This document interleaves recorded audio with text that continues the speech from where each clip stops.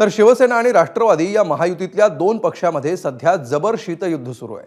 उपमुख्यमंत्री अजित पवारांनी आयोजित केलेल्या माजी मुख्यमंत्र्यांच्या गौरव सोहळ्याला मित्रपक्ष असलेल्या उपमुख्यमंत्री एकनाथ शिंदेंनी दांडी मारली।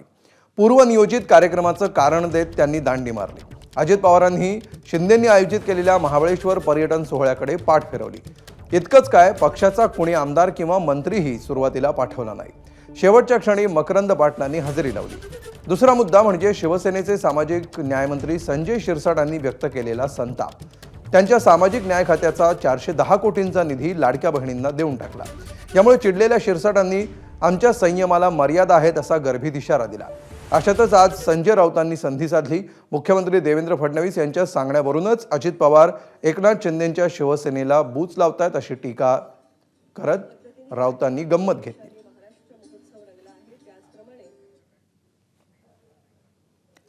तर संजय राऊतांनी महायुतीतल्या शीतयुद्धावर नेमकं काय भाष्य केलंय पाहूया। अजित पवार हे डेप्युटी सीएम आहेत, उपमुख्यमंत्री आहेत, अर्थमंत्री आहेत आणि मुख्यमंत्री देवेंद्र फडणवीस आहेत। देवेंद्र फडणवीस यांची या सूचना असल्याशिवाय अजित पवार हे करणार नाही। म्हणजे हा संघर्ष अजित पवार असा नसून शिंदे गट विरुद्ध फडणवीस असा। मुख्यमंत्री हे सर्व आहेत। मुख्यमंत्र्यांच्या आदेशाशिवाय, सूचनेशिवाय अजित पवार ह्या लोकांचा असा बूच लावू शकत नाहीत, बांबू घालू शकत नाहीत। तो घातलेला आहे। म्हणजे देवेंद्र फडणवीस आणि त्यांचे वरचे नेते हे या पाठीशी आहेत सगळ्या। हळूहळू तुम्हाला कळेल। देवेंद्र फडणवीस हे काय फार सरळ राजकारणी नाही आहेत ना आमच्यासारखे, कारण ते माजी मुख्यमंत्र्यांच्या गौरव सोहळ्याला गेले नाही।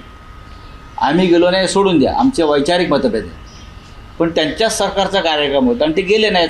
कारण याचा अर्थ ते स्वतःला माजी मुख्यमंत्री म्हणून त्यांनी स्वतःला स्वीकारलेलं नाही आणि ते ताजे माजी मुख्यमंत्री आहेत। आमचे तर जुने आहेत सगळे, आमचे माजी जुने आहेत, इतर ताजे माजी मुख्यमंत्री आहेत। तर ताज्या माजी मुख्यमंत्र्यांनी जायला हरकत नव्हती, ते गेले नाहीत। याचा अर्थ ते देवेंद्र फडणवीसांना मुख्यमंत्री मानायला तयार नाहीत आणि स्वतःला माजी मुख्यमंत्री मानायला तयार नाहीत। म्हणजे ते भावी मुख्यमंत्री आहेत।